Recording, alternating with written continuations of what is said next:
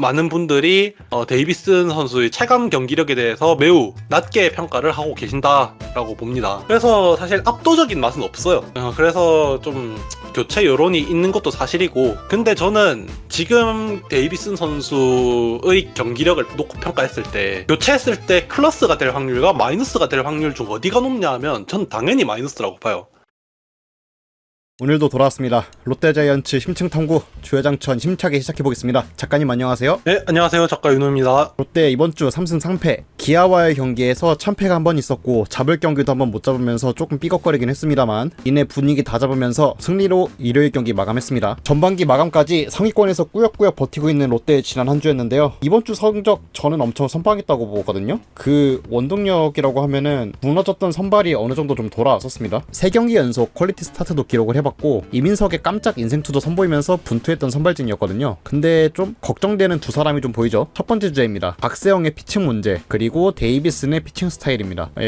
문제는 박세영이었거든요. 초반에 좋았던 모습은 온데간데 없이 롯데 한번 걸러줘도 계속 부진에 허우적대고 있고, 데이비슨도 사실 그렇게 만족스럽진 않거든요. 올브 때 교체를 해야 되냐 말아야 되냐도 지금 팬들끼리 첨예하게 논쟁이 지금 되고 있는 상황인데 어떻게 생각하시나요? 일단 박세용부터 좀 말씀을 드리겠습니다.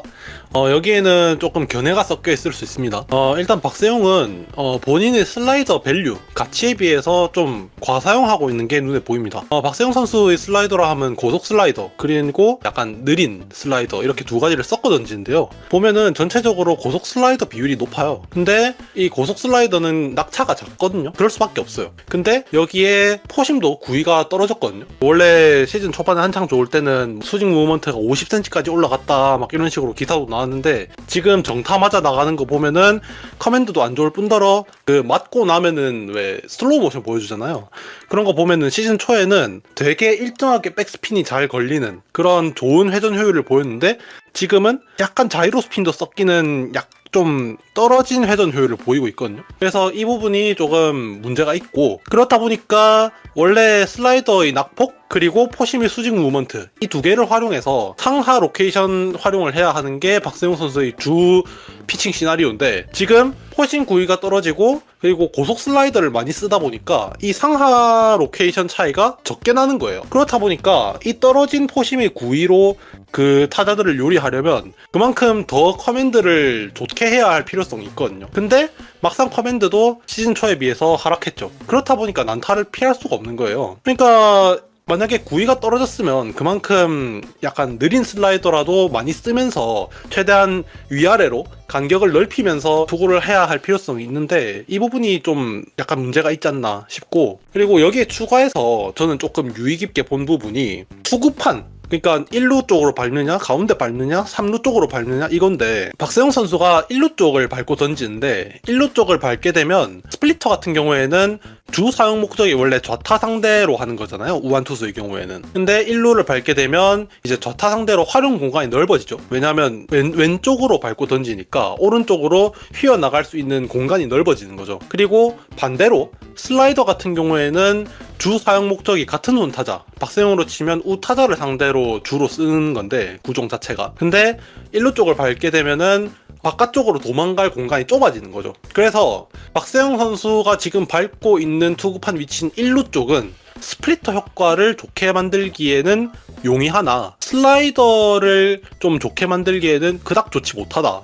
근데 지금 보면 구사율 같은 경우에는 반대로 슬라이더가 스플리터보다 훨씬 높아요. 이러니까 슬라이더도 그 많이 쓰는 만큼 그 강점을 못 보이고 있고, 스플리터 같은 경우에는 1루 쪽으로 밟고 있으니까 쓰기 좋은 건 맞는데 구사율의 뒷받침되지 못하니까 또 결과적으로 좀 빛나지 못하는 그런 현상이 생기고 있어요. 그 와중에도 그 스플리터 같은 경우에는 스플리터 구사율이 15.7%인데 막상 모든 구종 중에 구종 가치가 1위입니다. 그러니까 많이 던져서 구종 가치가 높으면 그거는 그냥 쓴 만큼 해주는 건데, 스플리터 같은 경우에는 구사율이 그리 높지 않음에도 구종 가치가 1이라는 거는 이제 제일 효자 노릇을 하고 있는 구종이다. 그리고 커브 같은 경우에도 구사율 12.1%로 4가지 구종 중에 제일 낮거든요. 근데도 구종 가치가 2위. 그러니까 커브도 효자 구종이라 할 수 있는 거죠. 그래서 이 모든 거를 종합해서 그러면은 뭐 어떻게 해야 되는 거냐 이렇게 물으신다면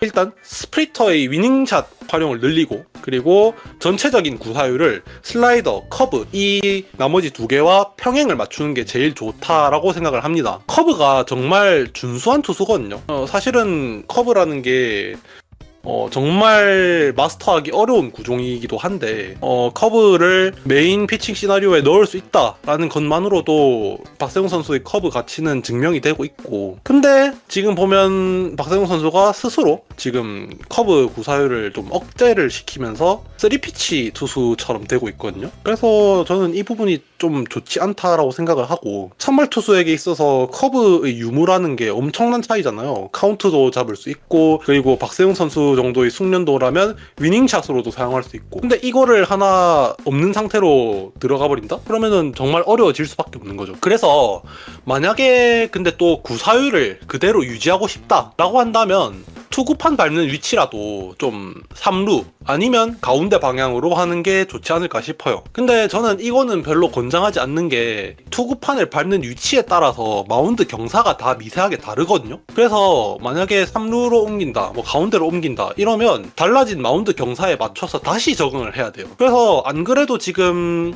별로 좋지 못한 커맨드가 더 흔들릴 가능성이 있다. 그래서 저는 아까 말씀드린 스플리터, 커브 적극 활용이 좀 더 좋은 선택지로 보인다라고 생각을 합니다. 그렇다면은 이제 데이비스는 좀 어떻게 보셨을까요? 데이비슨 같은 경우에는 등판들을 쭉 보면 이닝 초반에 1, 2회, 길게는 3회까지 이때 스플리터 커맨드가 좀 많이 날립니다. 그러니까 뭐 스트라이크 존을 못 넣는다 이게 아니라 한가운데를 좀 많이 허용한다.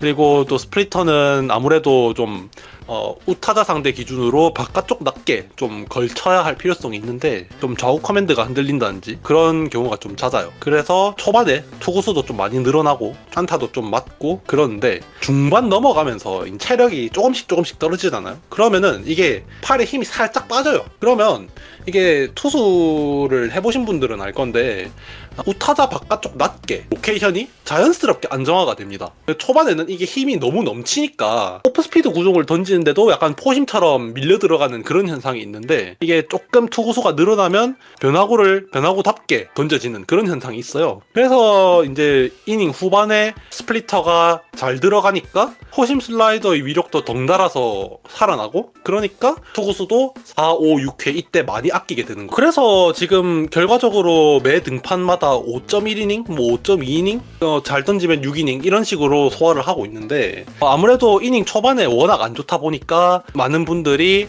데이비슨 선수의 체감 경기력에 대해서 매우 낮게 평가를 하고 계신다라고 봅니다. 그래서 사실 압도적인 맛은 없어요. 그래서 좀 교체 여론이 있는 것도 사실이고, 교체를 했을 때 대박이 터질 수 있겠죠. 근데 저는 지금 데이비슨 선수의 경기력을 놓고 평가했을 때 교체했을 때 플러스가 될 확률과 마이너스가 될 확률 중 어디가 높냐 하면 전 당연히 마이너스라고 봐요. 왜냐하면 이게 지금 데이비슨 선수에서 교체를 해서 플러스가 되려면 한 22년 스트레일리 아니면 23년 윌커슨 같은 거의 A급 이상의 교체 용병이 와야 되거든요. 근데 이럴 확률이 정말 사실 높지 않아요. 22, 23 이때가 연속으로 대체 용병이 좋았어서 지금 우리가 너무 쉽게 교체 용병에 대해서 꺼내고 있는 것이 아닌가 이런 생각이 들고, 작년에 두산을 보면 발라조빅이 교체 용병으로 왔어요. 그래서 이 선수는 이제 포심 원툴이다 보니까 계속 투구수만 늘어나고 4이닝 아니면 3.1이닝 뭐 이런 식으로 먹고 불펜 부담이 확 올라가는 거예요. 그래서 이제 작년 두산이 불펜 때문에 엄청 골머리를 많이 앓았는데,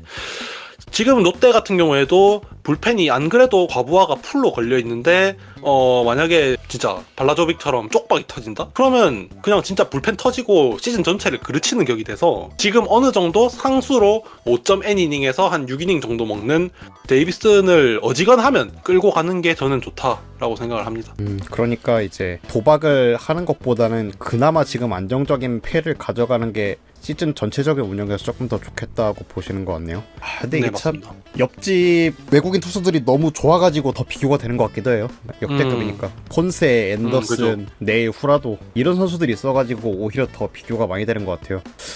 그래도 조금 더 안정적인 카드 그것도 괜찮은 것 같아요. 제 생각에도 도박을 하는 것보다는 일단 지금 상위권에 있으니까 이거를 지키는 방향으로 가는 게 맞지 않나 싶고, 다음 주제입니다. 두 번째 주제가 김진욱 제치고 홍민기 효율적인 마운드 운용 필요라고 꼽아주셨는데요. 화요일에 김진욱 선발이라는 풍문이 좀 많이 돌았었는데 김태형 감독의 선택은 바로 홍민기였습니다. 홍민기 선수가 좋은 투구를 보여준 거는 맞지만 선발 경험이 더 있었던 김진욱 선수도 나쁘지 않은 카드라고 봤었거든요. 이 감독의 결단은 어떻게 봐야 될까요? 저는 사실은 그 화요일 선발 발표를 보고 정말 한숨이 나왔어요. 다른 게 아니라 저조차도 당장 일요일에 등판한 홍민기를 화요일 선발로 세우는 게 더 낫다는 판단을 했기 때문이에요. 왜냐면 김진욱이 올릴 때마다 난타를 허용하고 불펜으로 나왔어도 털리고 이러니까 그냥 예를 들어서 홍민기가 내일 한 3, 40구 안에서 소화를 할 거예요. 그러면 한 3이닝 1실점 정도를 한다고 쳤을 때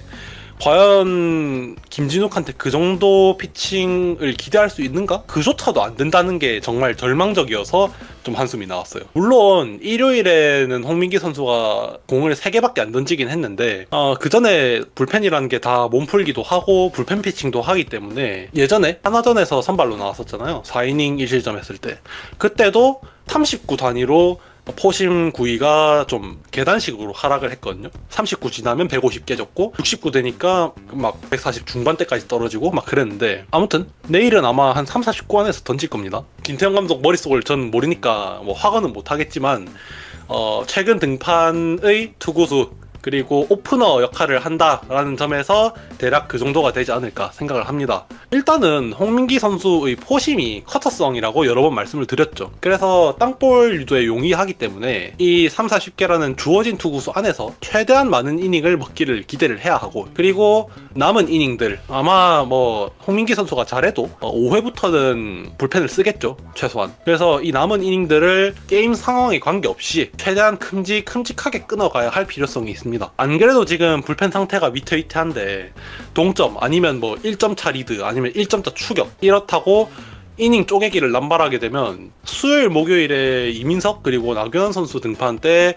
게임이 답도 없어질 수 있거든요. 그래서 아무튼 간에 지금 내일 경기 홍민기 선수의 선발 경기 때가 제일 승리 확률이 낮기 때문에 패승승을 목표로 해야 하는 게 좀 합리적이지 않나 이 생각이 듭니다. 아무래도 일요일에 등판한 다음에 바로 또 화요일에 선발로 나오면은 이닝 히팅을 그렇게 크게 기대할 수 없는 상황이기도 합니다. 뒤에 누구를 붙이느냐도 되게 좀 흥미로운 질문이긴 하겠습니다만 그때 홍민기 선수의 컨디션에 따라서 너무 크게 달라질 것 같아가지고 이거는 좀 거르고요. 그래도 이제 홍민기 선수가 3이닝 정도는 먹어줬으면 좋겠다라는 생각이 좀 많이 드네요. 합리적인 게 이제 3이닝이고 정말 희망으로 돌리면 이제 4이닝이고 4이닝은 좀 빡셀 것 같아요. 네. 아무쪼록 내일 등판 좀 잘 해줬으면 좋겠다라는 생각이 좀 들고요. 다음 주제입니다.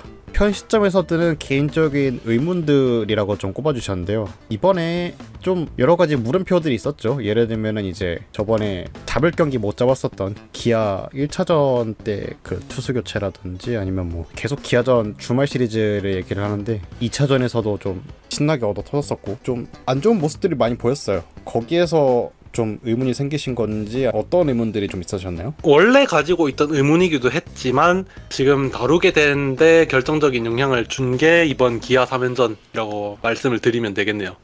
첫 번째 의문은 야수 등판을 죽어도 안 한 이유가 뭘까입니다. 이게 아무리 터진 게임이어도 끝까지 기어코 끝까지 투수를 마운드에 올리는 이유, 그게 제일 궁금합니다. 토요일에도 김상수, 구승민 이렇게 둘을 2이닝씩 먹이면서 마무리 지을 수 있는 경기를 마지막에 기어코 귀한 자완 불펜인 송재영까지 쓴 이유, 그리고 4월로 거슬러 가면 두산전에서도 3차전 경기가 완전히 터졌었거든요. 근데 마지막에 김강현을 그것도 3연투까지 해가면서 올렸거든요. 그래서 그때도 정말 화났고 토요일에도 좀 많이 화가 났었어요.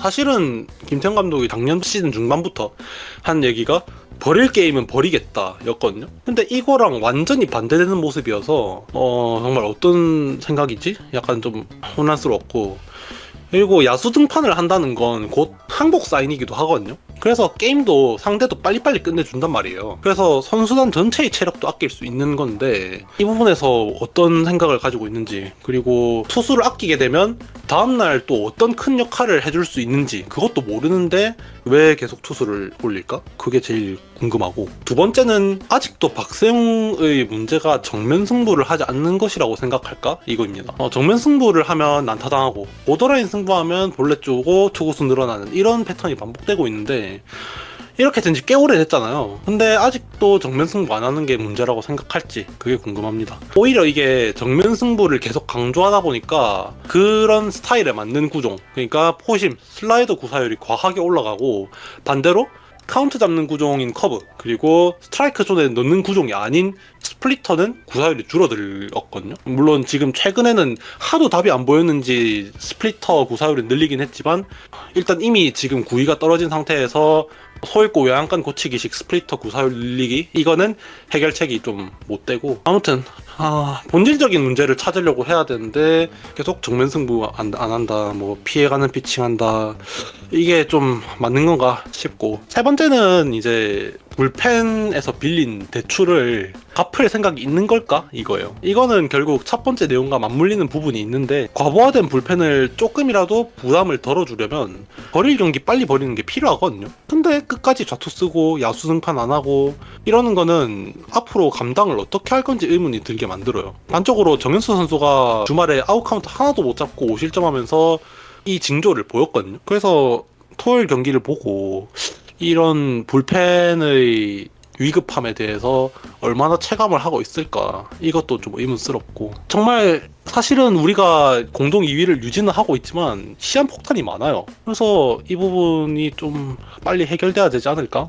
그렇지 못한다면은 정작 올스타 브레이크 끝나고 다른 팀들은 체력 회복 다 했는데 우리만 좀 안 좋게 흘러갈 수도 있지 않을까? 이런 불안감, 이런 게 좀 엄습해서 얘기를 하게 됩니다. 이게 피로가 누적이 되는 거잖아요. 하루 이틀 쉰다고 회복이 되는 것도 아니고 3, 4일 쉬고 와서도 얻어 터지는 거 보면 확실히 저도 좀 불안하다고 생각합니다. 지금 이연투 횟수가 저희가 압도적으로 이제 세 자릿수를 찍었고요. 107번, 밑에 있는 SSG가 77번, 기아 75번, 이런 식으로 대충 60에서 70 정도 사이로 분포되고 있는데 굉장히 튀는 기록을 보여주고 있고, 4면투도 롯데가 두 자릿수, 롯데 혼자서 두 자릿수 18번, NC는 8번, KT 7번, 거의 이제 한 자릿수 중반대에서 놀거든요. 아예 3연투를 안 한 팀도 2개나 있고요. LG와 삼성. 확실히 이게 전반기 일주일 잠깐 쉰다고 해서 복구될 만한 피로는 아닌 것 같아요. 확실히 시한폭탄이라고 하는 게 맞는 표현인 것 같습니다. 이게